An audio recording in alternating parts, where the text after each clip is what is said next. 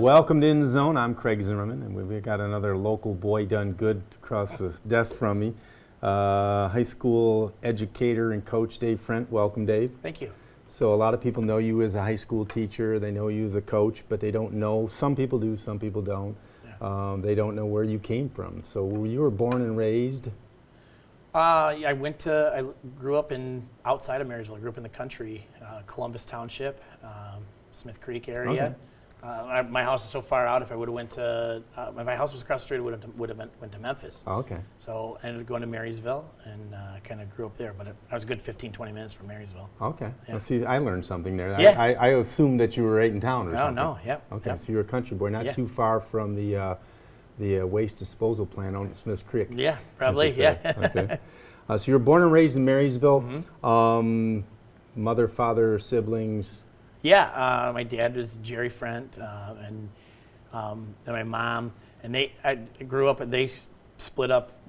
I was really young. I think I was 3 or 4. They got divorced, and then my stepdad, Dave Anderson, remarried my mom. My mom, Sue, and then I had 2 siblings, my older brother, Jeff, and my older sister, Jenny, and then I'm the youngest.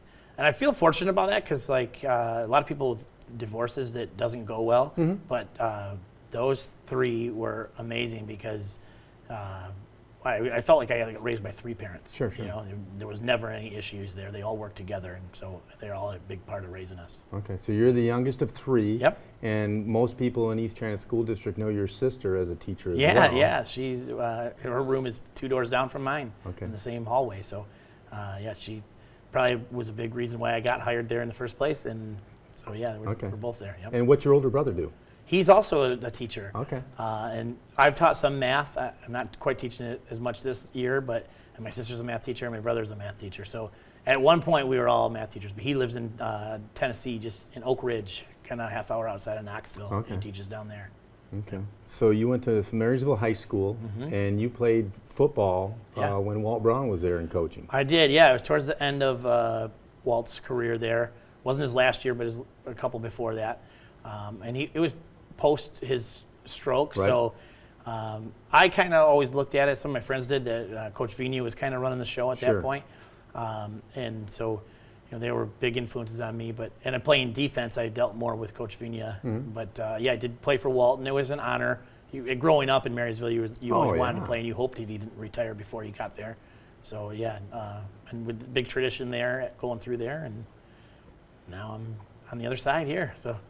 So now you bleed orange and black. Yeah, totally, yeah. And some of my friends still kind of, give me some, grief for that, but I kind of tell them now, like, I've been in Marine City longer than I was ever at Marysville, Sure. And then some of them they're orange and black with us. They support now because they support me, so it's good. So coming from a storied program like Marysville, you had to learn some of the solid points that, say, Coach Braun and Coach Vigna put into place when you were a youth. Yeah. Oh, yeah.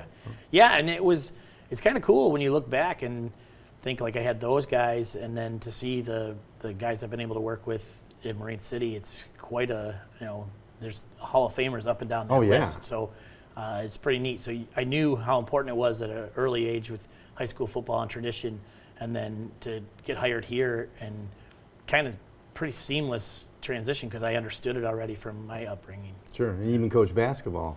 I stepped in for a year, coached basketball. I'd done a little bit of everything. So, I coached it just for a year because Coach Hand needed some help, and so I was able to do it. And it was fun. It was a good challenge. So now you mentioned it, and I agree 100% with the idea that coaching with a bunch of what I'll call legends. I mean, from Walt Braun to Bob Saskevich to Tony to Ron, like you say, they're all Hall of Famers, and they all have their own personalities. Yeah. Oh, yeah. So you coached alongside Tony for many years. Yep. Tell us about that. Well, it was awesome. I really felt at an early age, when I first got, I think it started in 2004, and I was working with the lower levels, and any chance I got to be around the varsity staff on the sideline, I kind of just said, I'm going to hitch my wagon here because this guy knows what he's doing, and just try to learn. And I figured my whole goal at that point, I'm going to learn as much as I can from this guy while he's around. And so he was a tremendous influence, with coaching defense, and we still use a lot of the same stuff that they've always used. So, if it's not broke, don't fix it. So we try to do some of that. And the game's changed, and we've changed a little bit with it, and so we add some things. But you couldn't ask for a better start and a better place to go to learn from these guys. Sure. They learned it from the master of how to delegate and let you take ownership. Yeah, that was always a good part, because even when I was coaching JV, like there wasn't this overbearing presence. It was kind of let you get a feel for calling the game and how you go about it, and you learn on the fly that way. And I think that's one of the reasons. There's many reasons, but one of the reasons why we're successful is we let our coaches coach, and you grow into the spots. So. And now it's sort of a full circle issue where Coach Tony Scarselli's coming back and helping you, right? Yeah, it's great. You know, when you look down the sideline and you've got a Hall of Famer on your staff, it's pretty cool. So, yeah. And it's they all have different personalities, and they all have different things that they do well. And you know, my wife's always called me like kind of a chameleon. Like, she says I can adapt to whoever. Right. So it doesn't matter who's running the show. I can kind of adapt to them, and you know, do the best I can with whoever's in charge. The interesting things I notice on the sidelines is that in some of these scenarios, you know, you think of Tony in the way he's into things, but boy, he is a real cerebral guy on the sidelines. Oh, absolutely. He's not getting jitters. He's not letting the kids get too big. Yeah. You know. And it's great to hear him on the headset. You know, he might see something no one else saw, and then you're like, okay, I got it. We'll try this, and there'll be something subtle. And there'll be games where he might not have to say much. Right. And then there's games where he'll give you a little piece of information, and you're like, okay, I get it. He sees it a little different. I like to think I see kind of the same way he does now. Sure. You know, and you can see the picture in your head, and you don't need the paper and pencil a whole lot. You can see it kind of develop, and it's kind of cool. Right. So he's coming back a little bit more this year, even more. Yeah. Help. We're hoping he could be the defensive line coach, because we lost Coach Osterlin, kind of is retiring. Yep. And so we need a fill-in there, and that's a pretty good fill-in. So we're going to tell Tony he's going to start at the bottom of the totem pole? I don't think Tony's been at the bottom of any totem pole. Right, I agree. Yeah, yep. Okay. So you're busy with teaching, and tell us what you're teaching. So right now I'm teaching a class called College and Career Readiness, and every junior in our high school has to take it. And we do a lot of SAT test prep, but then we do a lot of just preparing them for when they leave Marine City High School, whether they go to college, whether they go to the workforce or the trade school or the military. How do you go about getting to that path, and just preparing them for that? And so that's pretty fun. It's only a one semester class. So the first semester I'm teaching a lot of health. Now I also have a sports officiating class to try and get some more officials out there. Sure. And then I just got approved to teach a yoga class too. So I think that's good. We have we talk a lot about mental health in the high schools, but we don't really have many classes that address it.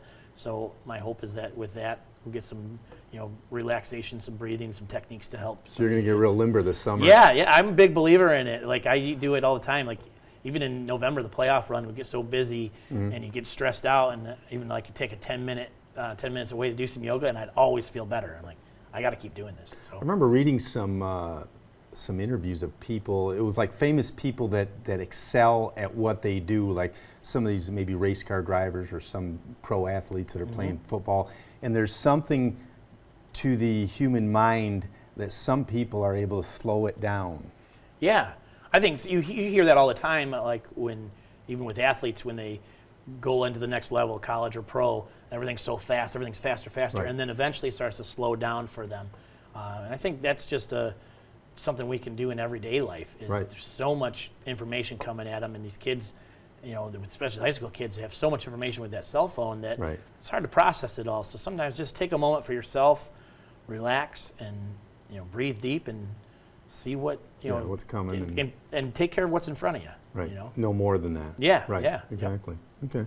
So now let's talk about your family now. Yeah. To most people, as a high school coach and teacher, they don't know about your family life. Yeah. Right. Or think about it. Right. Yep. Yeah. So you get done with school at 3 o'clock or whatever time it is, and maybe you go to the football field till 4:35. Yeah. And then you're hurrying about to hustle home to get to a soccer game or a baseball game or. Yeah, and so I've got two kids. I've got my wife, Shanna. We've been married for 13 years, and we got two kids. Macy is my daughter. She's 10, and Brody is my son, and Brody is 6. Okay. And yeah, they're busy, and like you said, we've got football practice in the fall, and then you come home, they don't care that you've been you've already worked 10 hours, 12 hours. They're ready to go. So you got to be ready to go. But it's fun. It's busy. But they're in some sports right now and keeping them active. And it actually is making right now they're in a bunch of sports making the spring fly by. The school year is going to be over soon. So. Now, Shannon has an interesting career. What does she do for a living? She's a school counselor. Yeah, Exactly. she was a teacher for a while, and she teaches all the way out in Troy. And now she's been a counselor for the last probably almost 10 years now. Okay. And so yeah, she's school counselor there. It's a great school district, and it's a long drive, but she likes it, and it's a good gig. So you've got Brody playing baseball? Yep. He's playing baseball and soccer right now. Okay. And simultaneously? Yeah, we got not they don't really cross over a whole lot, so we haven't had to miss anything. And Macy's playing soccer as well. So and then that's in the spring. In the fall, they usually play soccer, and they might add some other things as they go. In the winter, we try to get them in something if we can. COVID had a problem with indoor stuff; was tough to come by. But they do some basketball stuff in the winter, and even sometimes we try to get them in a gymnastics class just to work on some strength there. Okay. But, yeah. And so, do you see Brody playing football? I do. I think I do. He's little. He's a little guy, but I think he'll really like it. We play around in the yard. He likes it. I think the older he gets, and if he's around me more, I think he'll probably gravitate towards it. And see where the chips fall. About it. Yeah, right. Right. But I think he will. But he's just a little guy who knows. Right. Exactly. So when do you think you decided you wanted to be a teacher or a coach? I think I knew pretty early on, even before I graduated high school. I think my senior year, I think I had some awakening where I was like, I think I like the whole setting of school, and I'd just be I'd be on the other side of the desk. But my love of sports was big too, so I knew I could stay in the game. And I wasn't good enough to play in college or be a professional athlete, so how could you stay in it? And I really love competition. I think my wife and I kind of self-diagnosed myself with competition disorder. Like it could be a Jeopardy match, and I'm all the chips are in. So, but so a way to still compete and feel that energy. Like there's something that happens when you're in competition that with your the dopamine levels or whatever. You just feel it's quite a rush, and so to be able to still experience that and feel that energy is cool. So I figured that's how teaching is a good occupation to get involved with coaching. So. Okay. And you went to where college? I went to Central Michigan University. Okay. Yep. Fire up. Yeah. Okay. Yep. So great place up there. Now, would you say it was one or two or three teachers or coaches that sort of led you to believe that would be good, or just? No, I think I kind of came to that through. I think I want to say on my own. Maybe I don't think anyone was like you should be a teacher. I think if I mentioned that, maybe say I'd be a good teacher. Because I don't really get nervous. I'm not shy talking in front of people, and then I think just my whole upbringing and being around the importance of how important sports were and the life lessons you learn outside of the classroom in sports that you can't really duplicate them, and you can't duplicate them in a classroom setting. So to be a part of that, I think I just loved it so much that I wanted to keep doing it and provide those lessons for today's youth. Now, some coaches tend to have the ideology, I'll call it, that they're more of a practice coach, and Friday nights is right. Yeah. And some are more into the game night. Yeah. What do you think you are? I think I'm both. I don't think you can. At least for me, I love practices because that's where you shape your Friday night. Sure. And you got to be on go, and you got to have energy, and you got to be ready to go. And I've tried to be really organized with how we go through our practices to get us ready to be Friday night. But the game itself, you have to be dialed in there too. So I think I'm a little bit of both. I'm a lot more calm on the sideline than I used to be. In the first few years, kind of a hothead. You see guys on TV yelling and screaming, but I've calmed down now, and officials don't really change their calls a whole lot anyway. So I've often said that. Yeah. Any defining moments as a coach? Well, I mean, we've been amazingly, I've been to Ford Field 4 times. Yeah. And that's something that, we've been there a whole lot, to watch games as Lions fans and stuff, but that doesn't count. That doesn't count. It's not the same. When you're going Right. through that tunnel, it's quite an experience. You walk through the tunnel and then you turn the corner and it opens up to that field. Right. And to do that 4 times already and to win 2 of them, it's pretty awesome. It is. It's pretty awesome. You look at, I've been there for the whole ride as far as watching, from the press box and things, and it's pretty amazing. I said to a friend back in '07, I said, this is not likely to happen again in our lifetime when you look at the numbers. Yeah, right. And like you said, it's happened 4 times that we've been there. Yeah, it's incredible, and with just how this thing has all come about, and we talk about the mentors, like, I had a bunch at Marysville that are Hall of Famers, and Sure. Radsky, Quinlan, Knuth, Hauk, and Walton, Jim, and then here to work. I only worked 1 year under Coach Bob, but his influence is all over this program, and I still talk to him all the time, and then between Tony and Ron and now Darren, and it's just kind of amazing. Those are a list of Hall of Famers. Right. So it takes a lot to do this, but it's pretty special that we've been able to do what we do, and it takes the kids too, hard-working kids and good parents that allow us to work with them. Yep. Okay. Sounds like we covered most of everything. Yeah. I'd like to say have a good summer, Yeah. which will be a short one because how summers go. It's Yeah. June, and before you know it'll be August. And It's about balance, channeling my inner yoga, mindfulness. It's about balance. I still enjoy my summer. I still enjoy relaxation.